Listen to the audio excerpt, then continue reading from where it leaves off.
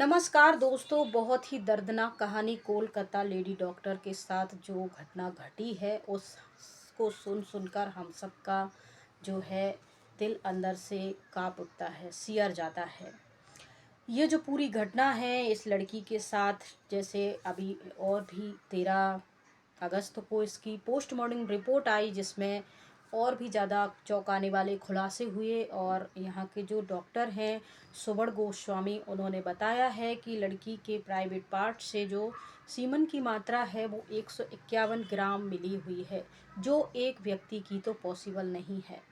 दूसरी बात, जब उनके पिता ने बताया कि जब हमने लड़की को देखा था तो लड़की के जो दोनों पैर थे वो बिल्कुल 90 डिग्री एंगल में, मतलब सीधे थे, टांगें बिल्कुल टूट गई थी। और मेरी जो लड़की, मुझे मैंने देखा पहली बार तो मैं बिल्कुल डर से चीख गया था, क्योंकि मेरी लड़की निर्वस्त्र पड़ी हुई थी। उनका ये भी कहना है कि 3 घंटे तक तो मुझे मेरी बेटी को देखने ही नहीं दिया गया है, जबकि सुबह 6 बजे बताया गया था कि मेरी बेटी ने सुसाइड कर लिया है। तो हमें यकीन नहीं हो रहा था। हम सुबह 6 बजे इस हॉस्पिटल में पहुंचते हैं 9 अगस्त को।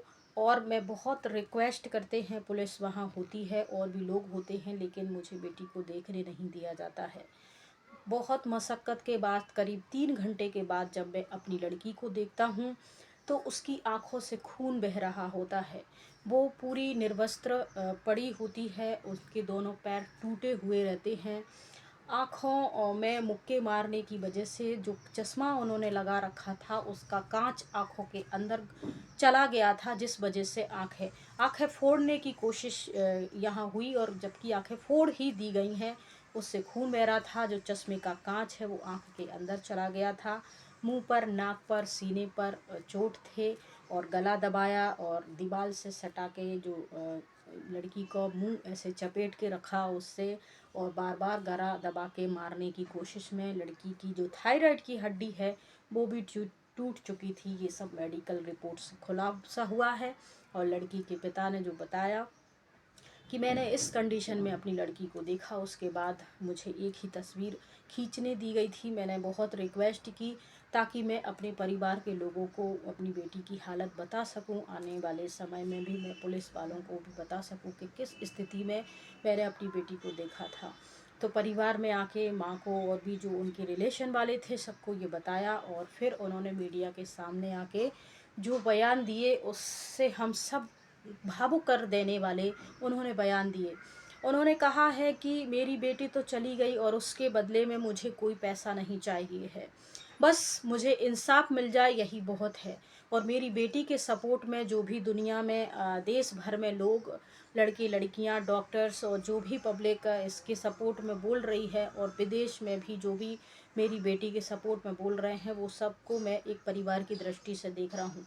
मुझे प्रशासन पर, पुलिस पर और सीआईबी पर किसी भी चीज़ पर कोई कमेंट नहीं करना है, किसी प्रकार की कोई टिप्पणी नहीं करना है। प्रशासन अपना काम कर रही है, बस मेरी बेटी को इंसाफ मिल जाए, इसी बात की बस इंतज़ार है, उम्मीद है। एक पिता के ऐसे भावुक कर देने वाले शब्द थे, जिसने भी सुने वो एकदम से भावुक भावुक हो गया। इसके बाद लड़की को पोस्टमार्टम रिपोर्ट में, जो प्रथम पोस्टमार्टम रिपोर्ट है, डॉक्टर ने देख के ही बता दिया था कि लड़की के साथ पहले दरिंदगी हुई है, आँखों पर, मुंह पर, होंठों पर और हाथों पर, और नाखून वगैरह, और गर्दन की हड्डी, गर्दन टूटी हुई थी, और अंदर से थायराइड की जो हड्डी है वो भी टूट गई थी सीने पर, और दोनों पैर जो हैं टूटे हुए थे। अब इनके साथ रेप करके हत्या का मामला उन्होंने पोस्टमार्टम में एक बना के बता दी थी। इसके बाद फॉरेंसिक जांच के लिए भेज दिया गया था, और भी ज़्यादा पोस्टमार्टम रिपोर्ट होनी थी, और ये सब उनके माता पिता को सौंप दी गई थी रिपोर्ट। इतना इसमें बताया। आगे फिर धीरे धीरे खुलासा हुआ। 9 अगस्त को इस जो आरजिकल कॉलेज, मेडिकल कॉलेज के जो प्रिंसिपल थे संदीप घोष, उन्होंने इस्तीफा दे दिया था, ये कहते हुए कि ये जो लड़की के साथ ये यहाँ वारदात हुई है, मैं उससे बहुत ही ज़्यादा भावुक हूँ, दुखी हूँ, और इसीलिए मैं यहाँ से इस्तीफा दे रहा हूँ। और 2-4 चंद घंटों के बाद ही उन्हें एक बड़ी-सी मेडिकल हॉस्पिटल में फिर से प्रिंसिपल बना दिया है। तो अगर आप इतने ही भावुक थे तो 2-4 दिन इंतज़ार कर लेते, कहीं और जाके इस चीज़ का पश्चाताप करते, लेकिन ये क्या, आपने तो तुरंत ही ड्यूटी जॉइन कर ली। इस पर पब्लिक और उनकी जो सपोर्टर थे, जूनियर सीनियर थे, जो भी डॉक्टर्स, जो भी वहाँ लड़के-लड़कियाँ प्रैक्टिस कर रही हैं, ट्रेनिंग ले रही हैं, वो और ज़्यादा आक्रोशित होते हैं, कई प्रकार के सवाल उठाती हैं। दुनिया भर में इस केस को, इस सूचना को लेकर बहुत ज़्यादा आक्रोश लोगों में फैला हुआ है और उनके कई जो सवाल हैं, जो डिमांड हैं, वो और भी ज़्यादा इस पूरे केस पर सवालिया निशान लगा रही हैं। यहाँ जो भी डॉक्टर्स हैं, जो भी इनके सीनियर सीनियर जूनियर हैं, वो जब डिमांड कर रहे हैं कि आरोपियों को सख्त से सख्त सजा दी जाए।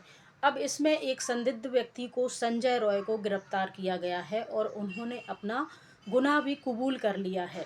लेकिन 13 तारीख को फिर से एक रिपोर्ट आती है जिसमें बताया गया है कि लड़की के प्राइवेट पार्ट से 151 ग्राम सीमन पाया गया है। मतलब ये कोई एक व्यक्ति का नहीं हो सकता है, एक से अनेक व्यक्ति। इसके बाद फिर से इस सीमन को कलेक्ट करके फॉरेंसिक रिपोर्ट जांच के लिए भेज दिया गया है। इससे डीएनए लोगों रिपोर्ट निकाली जाएगी और फिर संदिग्ध व्यक्तियों के डीएनए मैच करवाए जाएंगे। तो ये भी अभी बाकी चल रहा है काम। इसके अलावा जो भी वहाँ के जो भी यहाँ लोग प्रदर्शन कर रहे हैं, इसके खिलाफ खड़े हो गए हैं और चारों तरफ, तो वो ये कह रहे हैं कि पुलिस जल्दी से जल्दी सभी आरोपियों को गिरफ्तार करे। मतलब यहाँ उनको ऐसा लग रहा है कि इसके अलावा और भी लोग हैं, उनको भी पकड़ा जाए। दूसरी बात, इस संस्था के जो सीनियर हैं, जो प्रिंसिपल हैं और भी जो हैं, जो जवाबदेही हैं, जिन पे जिम्मेवारी है छोटे जूनियर स्टूडेंट्स की, वो यहाँ से या तो इस्तीफ़ा दें या कोई कड़े नियम बनाएं, या हमारे महिलाओं के लिए जो नाइट ड्यूटी करती हैं उनके लिए कोई कड़े सुरक्षा नियम बनाएं, या फिर वो यहाँ से इस्तीफ़ा दे दें। दूसरा, केंद्र से भी इनकी ये डिमांड रही है कि आप केंद्र सरकार की तरफ से जो भी गवर्नमेंट मेडिकल हॉस्पिटल हैं, कॉलेजेस हैं, वहाँ महिलाओं के लिए जो नाइट शिफ्ट होती है 48 घंटे, 36 घंटे, 72 घंटे की और 24 घंटे की, उसमें महिलाओं को अलग से एक सुरक्षा मुहैया कराई जाए उनके लिए, और संदिग्ध व्यक्ति को आने जाने ना दिया जाए। इस प्रकार की ये मांगें चल रही थीं। इससे पूरा साफ होता है कि कहीं ना कहीं इसमें वो लोग शामिल हैं जो यहाँ काफ़ी टाइम से काम कर रहे हैं, और वो कुछ ऐसी चीज़ें वहाँ देखते रहते हैं जो उनको ठीक नहीं लगती हैं, इसीलिए वो इस प्रकार की डिमांड रख रहे हैं।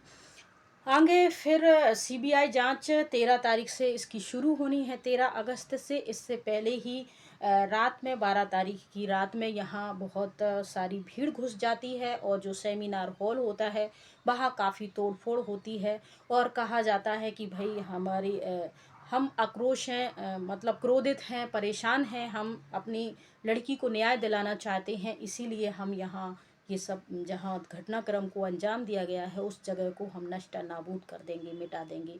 तो कहने में यही आ रहा है कि यहाँ जो भी तोड़फोड़ करी जा रही है वो हो सकता है कि वहाँ जो फॉरेंसिक टीम आने वाली है जांच करने के लिए, वो जांच ना पक्के सबूत न जुटा पाए, इसीलिए यहाँ तोड़फोड़ की गई। इससे पहले भी पुलिस पर कई प्रकार के सवाल खड़े हुए थे, क्योंकि पुलिस जी जो संजय रॉय है, जो यहाँ मेन अपराधी माना गया है, और उसको दूसरे दिन ही 9 अगस्त को गिरफ्तार कर लिया गया था और उन्होंने अपना जुर्म भी कबूल कर लिया था। वो अपने आप को नगर सेवक यानी पुलिस का सेवक बताता था, और पुलिस की ड्रेस, पुलिस की टोपी भी वो कोलकाता पुलिस की पहन के रखता था, और चारों तरफ ये उनका खास आदमी यानी नगर सेवक था। जो भी पुलिसकर्मी हॉस्पिटल में किसी भी प्रकार से किसी को कोई तकलीफ होती थी, एडमिट होते थे, तो उनकी रेख देख करने के लिए आता जाता था। इसको मंथली 12,000 रुपये में यहाँ रखा गया था, और इसको क्वार्टर भी दे के रखा था, तो वहीं रहता था। घटना को अंजाम देने के बाद भी ये उस पुलिस स्टेशन के में भी पाया गया, और वहीं से ये गिरफ्तार हुआ गया है। तो इस संजय रॉय कौन है और क्या इनकी कहानी है, ये भी थोड़ी सी जान लेते हैं। संजय रॉय एक अपने आप को नगर सेवक के रूप में बताता है कि हम यहाँ पुलिस की सेवा में यहाँ काम करते, हम भी एक पुलिस वाले हैं, और यही सब दबदबा आसपास अपने गली मोहल्ले में फैला के रखता था।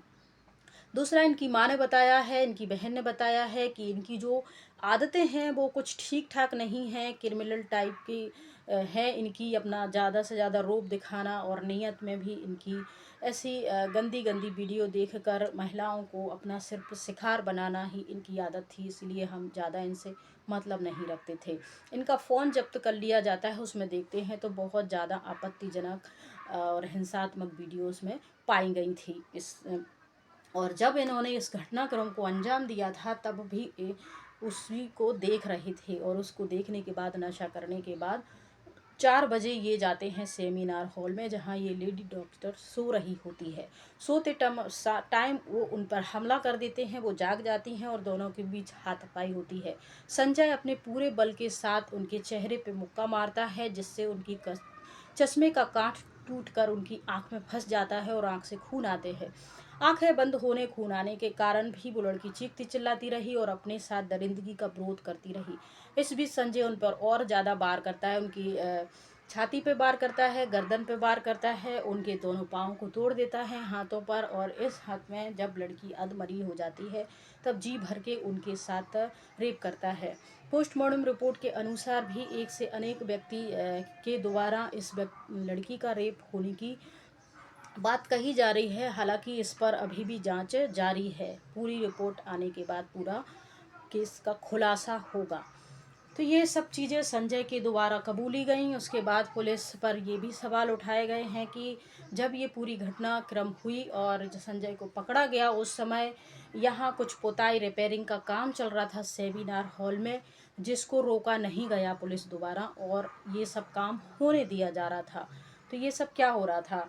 इसी बीच 12 तारीख अगस्त की रात 2 बजे बहुत सारी भीड़ घुसती है, और कुछ संदिग्ध व्यक्ति भी अचानक इस भीड़ के अंदर आ जाते हैं और इस पूरे सेमिनार हॉल को तहस नहस कर तोड़ फोड़ देते हैं। कहने में ये आ रहा है कि सूत्रों के मीडिया रिपोर्ट्स के अनुसार कि यहाँ जो कुछ सबूत थे, खून के धब्बे थे और लोगों की निशानियाँ थी, वो सब यहाँ मिटाने की कोशिश करी गई है इंसाफ की आड़ में। इसीलिए यहाँ अचानक से रात में घुस के तोड़ फोड़ की गई है। फिर यहाँ ये सारी काम होने के बाद उनके जो माता पिता हैं वो भी इसको कह रहे हैं, और इस पूरे घटनाक्रम पर आप सब लोगों की क्या प्रतिक्रियाएं हैं और क्या है, कब तक इसको इंसाफ मिलेगा, इसके लिए हमें अपने इस जुनून को, अपनी जो भी लड़ाई है इसको बंद नहीं करना है। कहीं ना कहीं हमें किसी न किसी माध्यम से इस केस को, अभया को सपोर्ट करते रहना है, ताकि इस लड़की को जल्दी से जल्दी इंसाफ मिल सके। क्योंकि सोशल मीडिया में बहुत ताकत होती है, लोगों की एकता में बहुत ताकत होती है। अगर हम एकजुट होकर किसी न किसी माध्यम से इस पर और अफवाहों से अपने आप को बचाएं और किसी प्रकार की कोई हिंसात्मक रवैये को ना अपनाएं। और ये जो वीडियो बनाने का उद्देश्य है, सिर्फ ये शैक्षणिक उद्देश्य है। ये घटनाक्रम हमारे आसपास किसी के साथ ना हो, हम सतर्क रहें, यही बताने का उद्देश्य है। बाकी किसी की भावना को या किसी के मन को डराने की इसमें कोशिश नहीं है। बस यही है कि हमारी बहू बेटियों के साथ इस प्रकार की किसी घटना को अंजाम ना मिले, इसलिए हम सब मिलकर इस चीज़ के बारे में सतर्क रहें। तो सतर्क रहें, सावधान रहें। जय हिंद, जय भारत। और इस पूरे घटनाक्रम पर आपका क्या प्रतिक्रिया है, कमेंट में ज़रूर लिखें और चैनल को सब्सक्राइब भी करें।